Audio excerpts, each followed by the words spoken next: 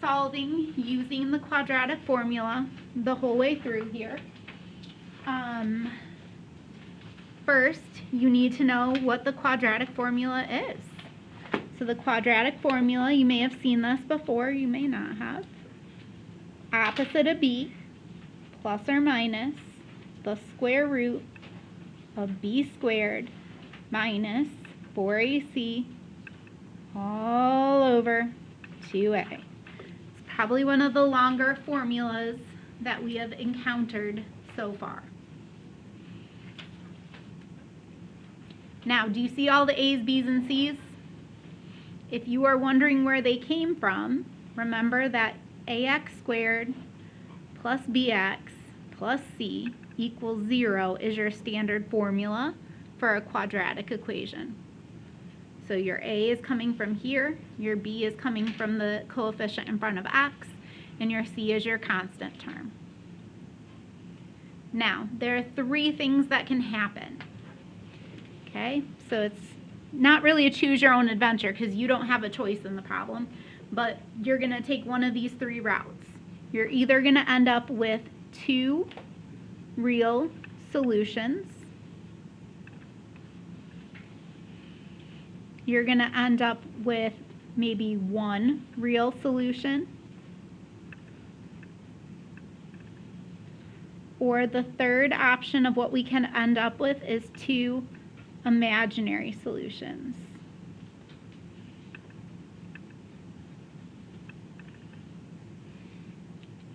And I did 3 examples today. So what would your guess be? Think we're going to see one of each? Yes. I like to make sure I try to show you all the different things you can encounter so when you get to the homework you're not surprised. All right. Here we go. Look at part A. Let's pull out our values first. What's my A value? 2. What's my B value? What's my C value? Okay, so I've pulled out my values and now I'm going to plug them in to my formula. So the opposite of positive 12 would be negative 12 plus minus. I'm going to put in my square root. I'm going to put in my fraction. All right, so now I need to take b squared. So I'm going to take the 12 and I'm going to square it. That needs to go in a parenthesis house. Anytime you square something, it's got to go in a parenthesis house. It's not going to impact us here, but if it were negative, it would. Minus 4 times a, what was a? 2 times c, what was c? 16. All over 2 times a. 2 times 2. Okay. So let me kind of summarize what I did in this step. If you had to summarize it, what would you say I just did? Plugged everything in. Love it. Plugged everything in. I'm going to write it just like you said it. Okay, so kind of writing that underneath so we know what happened here. Because sometimes you get home and you look at your notes and you're like, that's a lot of numbers. Where did those all come from? So sometimes it's nice to write yourself a little note and tell yourself where it came from. All right, for my next step, I sound like a magician. For my next trick, so I'm going to rewrite the first part. I'm going to multiply the denominator. That I can do in my head, right? 2 times 2? 4 all day long. Now, this I'm going to do, but I'm going to leave it under the root. So I'm going to, on my calculator, I'm just going to do what's under the root. So I'm going to do parentheses, 12, close it, square it. If you have a calculator like mine and you are up in that exponent spot, arrow to the right to come back down. Minus 4 times 2 times 16. You can type this in one line of work, whether you have a graphing calculator or a scientific calculator. It doesn't matter what you got. Hit enter. What do you get? 16. 16. Okay. So for this step, I did some calculations. calculations. Specifically, I did this calculation and I did this calculation. And I left everything else alone. And I don't even square root yet. I feel like that's a little too much. So this step was my calculation step. Equals. All right, so that negative 12 is still going to hang out for another minute. The plus or minus is still going to hang out. The 4 is still going to hang out. Let's deal with the square root now. What do we know the square root of 16 is? 4. Now, do you remember back in the last section when we had problems that kind of looked like this? If we had nice numbers, do you remember how we would continue and get just a single answer? So we're going to do that here. Okay, so what did I do on this step? This step was my square root step. All right, so now I'm going to break apart. I've got two situations. I've got negative 12 plus 4 divided by 4. And then I also have negative 12 minus 4 divided by 4. So I have to do both to get two solutions. So do you see how this one is going to be this type of problem where we have two real solutions? Yeah, everything's looking nice and real. All right, negative 12 plus 4 gives me what? Negative 8 divided by 4 is? Negative 2. So one of my solutions is negative 2. Box it on in when you're done. Negative 12, take away 4 more. Negative 16 divided by 4. Negative 4. Box that on in when you're done. Okay, so this one is a two real solution type of answer. How'd we do? We okay? All right. We're going to do the same steps again. So nothing new, but we're going to end up with a new type of answer, something different than what we had before.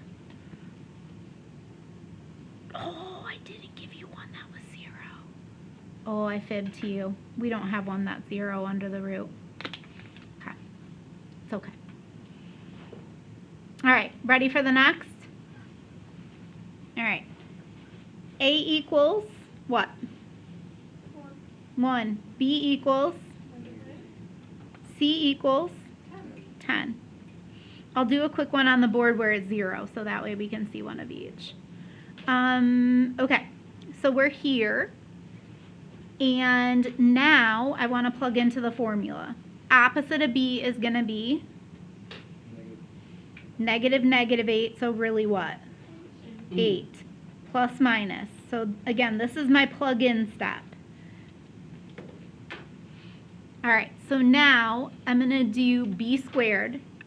This one, it would be a mistake if you didn't put it in the parenthesis house. Has to be in there.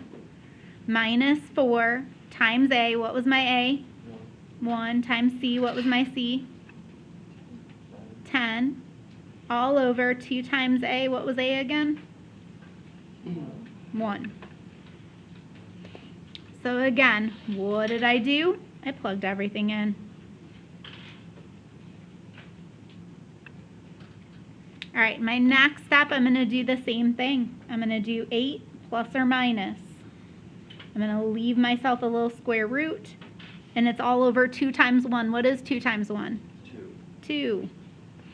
Okay, so now on my calculator, I'm going to type this in. I'm not going to square root it yet. That's a problem for like 2 minutes from now. All right, minus 4 times 1 times 10. Did we all get 24? Yeah? Okay. This is why I gave this one. This one's going to be 2 real solutions as well. However, when you look at the 24, is that something that I can actually square root? No. So that's why I did one like this. There's a method to my madness. There usually is. So those are the calculations I did. Again, bottom number and what's under the root. All right, so let's take a look at that 24 for a second. 24 isn't a perfect square. What's one of our numbers that divides in that is a perfect square? 4. And unfortunately, we can't pick anything bigger, so I'm going to think of 24 as being 4 times 6. So, 8 plus minus. If I square root the 4, what do I get? 2. And the 6 lives on because that's not, unfortunately, a nice square root, and then there's a 2 on the bottom. All right, pause for a moment in time and look at your coefficients. We never divide into the root, so just look at your coefficients and your plain old number in the denominator. So we have a fraction, and what have you been told to do with fractions since you were in middle school? Simplify, reduce, okay? Are all of these numbers divisible by something? What? 2. So I'm going to divide everything by 2. You never divide into the root. You have 2 of these things, so by dividing into the 2 out front, you really are dividing into the whole term. All right, 8 divided by 2? 4. 2 divided by 2? 1. I'm not going to write it, but you can if you want. Plus or minus root 6. And then 2 divided by 2? 1. So if we're dividing by 1, does that do anything for me? No. So this would be my final answer.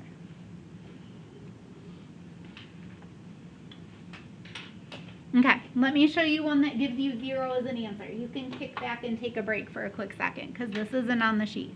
If you really want to write it down, you can. I'm not going to stop you, but this will be just a lovely time to take a sip from your water bottle and just watch Miss Vessel do a problem. Okay, here we go.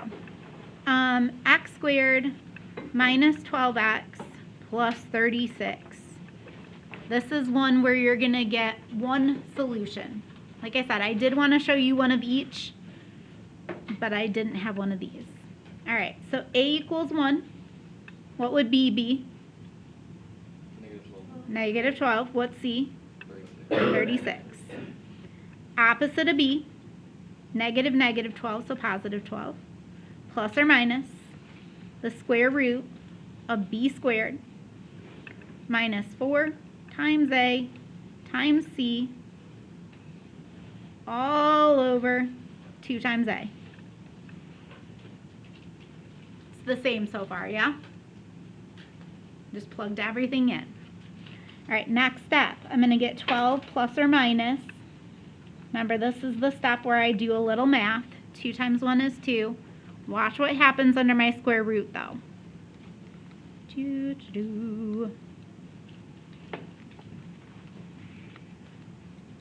Oh, what'd I get? 0. What is the square root of 0? 0. Okay, so I get 12 plus or minus 0 over 2. It doesn't matter if I add or subtract 0? No. No, nothing's going to happen. So this can go away. So really all I have is 12 divided by 2, which is 6. So if you have a situation where you end up with a 0 under here, that's where there's the one solution that comes into play. That make sense? It's almost easier because you don't have to add or subtract anything. Which is probably why that was the one I left off. All right, next one. Ready?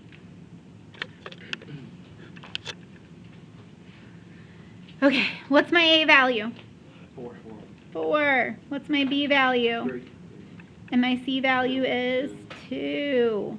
All right, here we go. We're going to plug it in.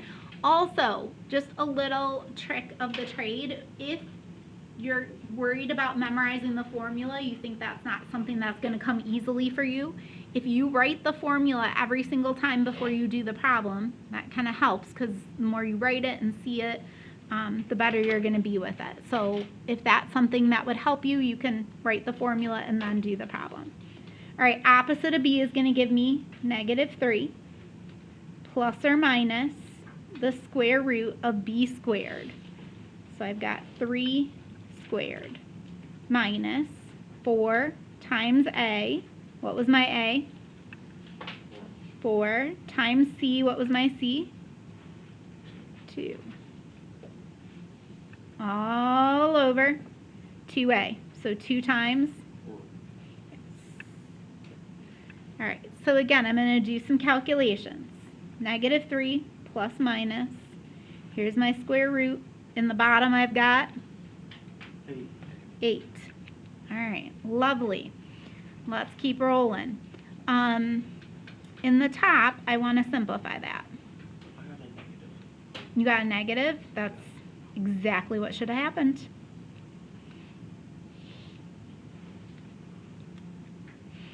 Did everybody get negative? Okay, so I got -23. Now, we can't simplify this much. Is 23 a perfect square? Is there something that divides in that is a perfect square? No. So, what we're going to do, if it's negative, what letter can I pull out front and then it'll become positive? I. So we get -3 plus or minus I, and then the root 23 all over 8.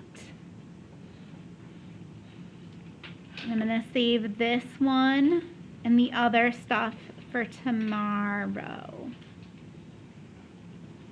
Okay, so I'm going to draw the line in the sand right there.